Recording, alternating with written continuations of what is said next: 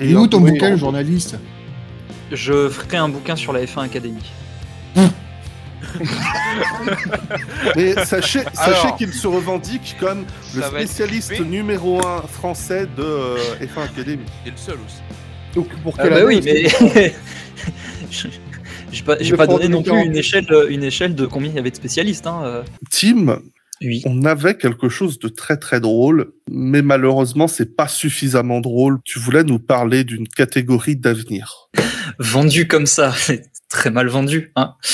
Écoute, non. Si je savais vendre des trucs, j'aurais 100 000 abonnés, moi.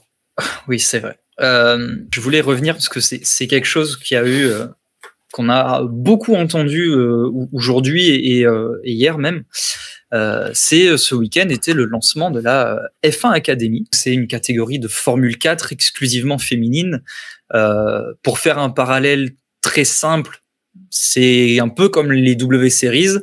Dans l'organisation, c'est totalement différent. Les deux structures n'ont rien à voir l'une avec l'autre, mais le fond, l'idée de fond en tout cas, est à peu près la même. Donc ce week-end était le lancement de cette catégorie et à la grande surprise de tout le monde, et moi le premier, la catégorie n'est absolument pas diffusée. Énormément de gens, moi le premier, ont sauté à la gorge de la F1 Academy en disant « C'est pas normal, vous êtes honteux, c'est... » Même des Formule 4 uruguayennes sont diffusées. Si ce n'est pas diffusé, c'est pas normal, etc., etc., etc.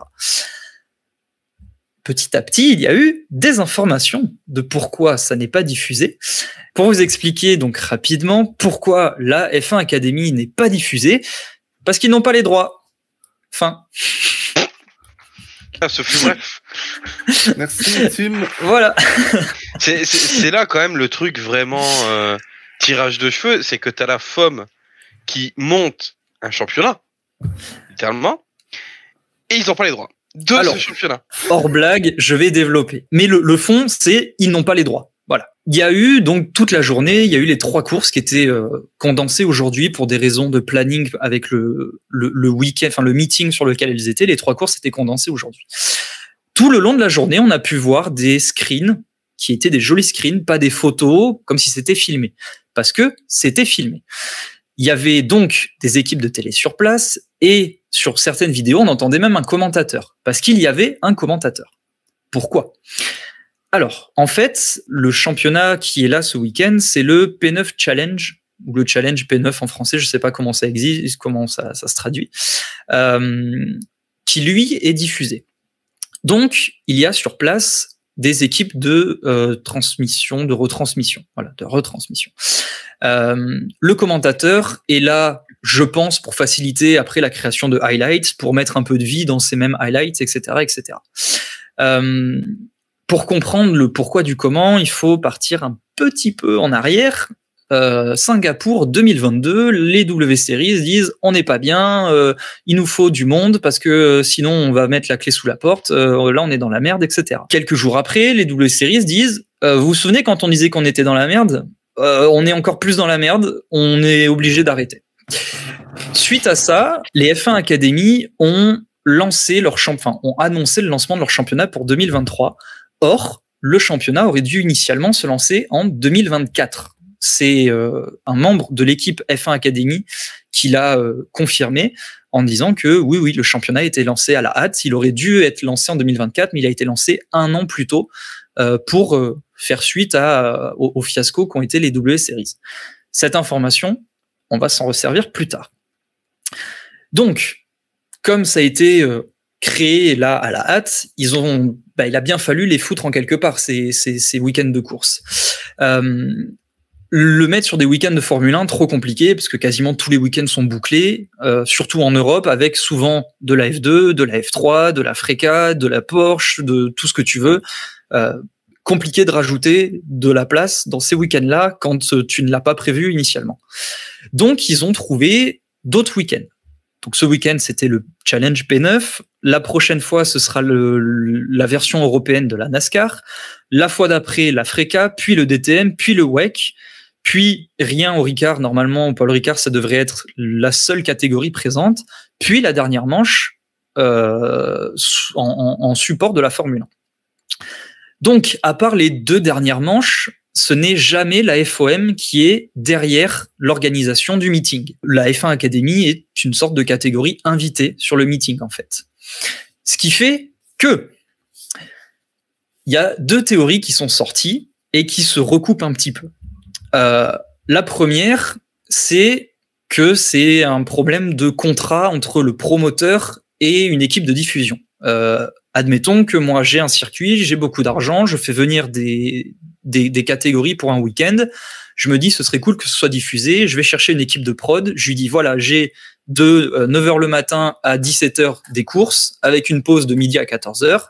Je veux que vous filmiez 4 catégories. On signe un contrat là-dessus. C'est vendu. OK. 3 mois après, j'arrive en disant, les gars, il y a une 5e catégorie. Eux, ils me disent, bah, vous rajoutez des thunes ou on arrange le contrat. Moi, je dis, ouais, mais j'ai pas, financièrement, je suis un peu ric-rac. Eh bien, on fait pas la 5e comme c'était prévu initialement. Eh bien, c'est ce qui se passe plus ou moins avec la F1 Academy. Autre hypothèse qui est sortie et qui est un petit peu plus probable parce que ce serait des sources internes qui auraient un peu fait fuiter, c'est que il y a un diffuseur qui n'a pas été cité, même si apparemment ça pourrait être Sky, qui se proclame comme ayant droit de la diffusion de la F1 Academy et qui du coup ne veut pas que le championnat soit diffusé ailleurs que sur ces plateformes parce que ils estiment qu'ils ont payé quelque chose ou qu'ils ont le droit de le faire eux et que le diffuser ailleurs, ça leur ferait du tort, ça leur fait perdre de la visibilité, sûrement peut-être de l'argent, etc., etc. Ce point-là, la FOM démentirait, je vais parler au conditionnel, démentirait en disant non, c'est notre catégorie, c'est notre championnat, donc c'est à nous de choisir ce qu'on fait, quoi.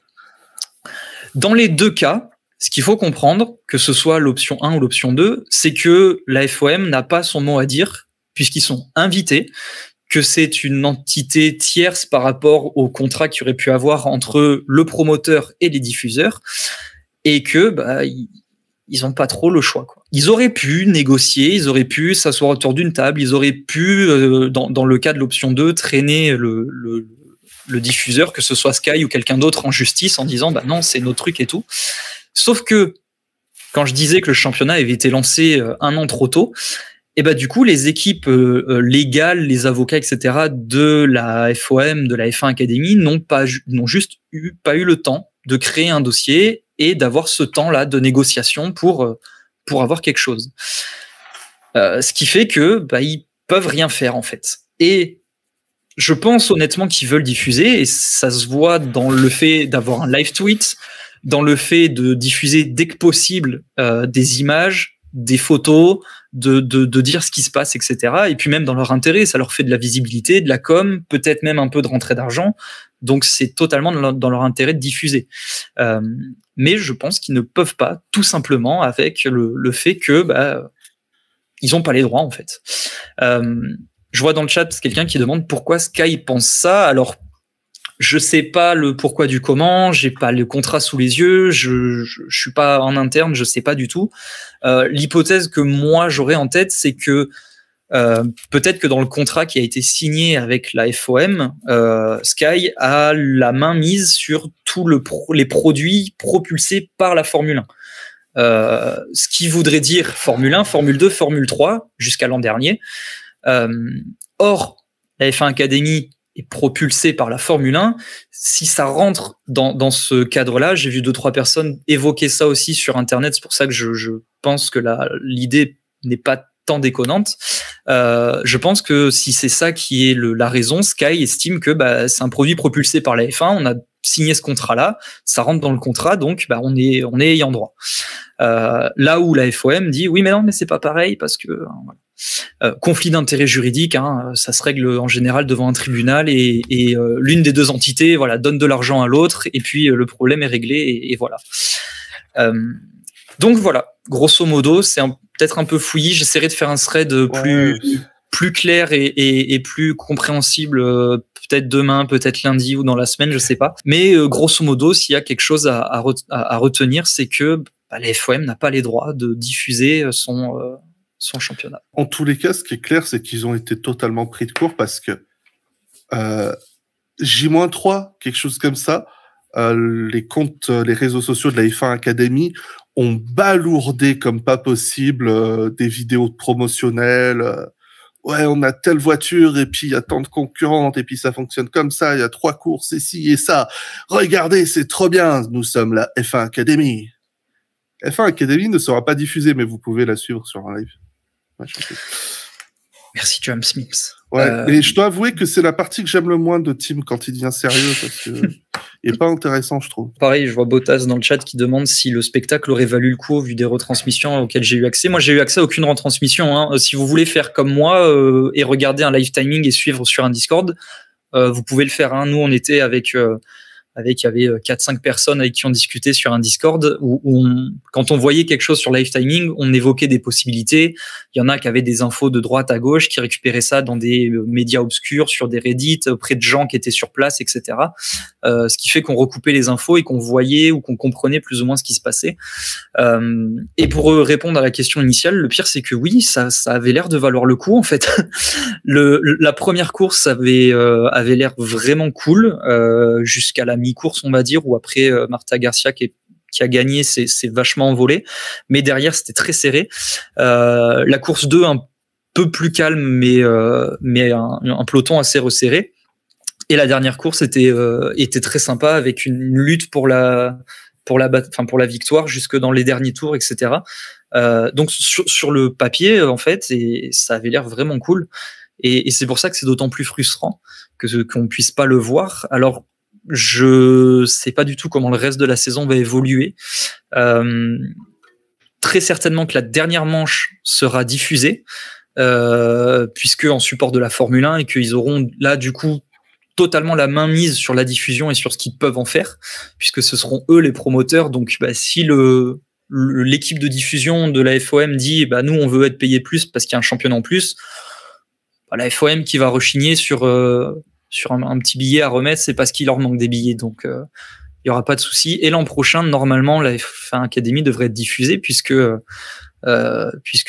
championnat sera en support de la Formule 1. Et vu qu'il n'y a rien au Castellet, qu'il n'y a que la F1 Academy au Castellet, légalement parlant, il pourrait peut-être diffuser le championnat, le meeting. Après, je sais pas, du coup, vu qu'il y a que la F1 Academy, est-ce que ça vaudra le coup d'envoyer des équipes sur place, de mettre un matos, d'avoir toute une régie, etc., juste pour ça? Je sais pas. Déjà, j'essaye de voir quand est-ce que ça tombe et peut-être de programmer des vacances, peut-être, pour s'il y a moyen d'y aller, essayer d'aller sur place et voir la F1 Academy de mes propres yeux, parce que putain, c'est le rêve de tout gamin.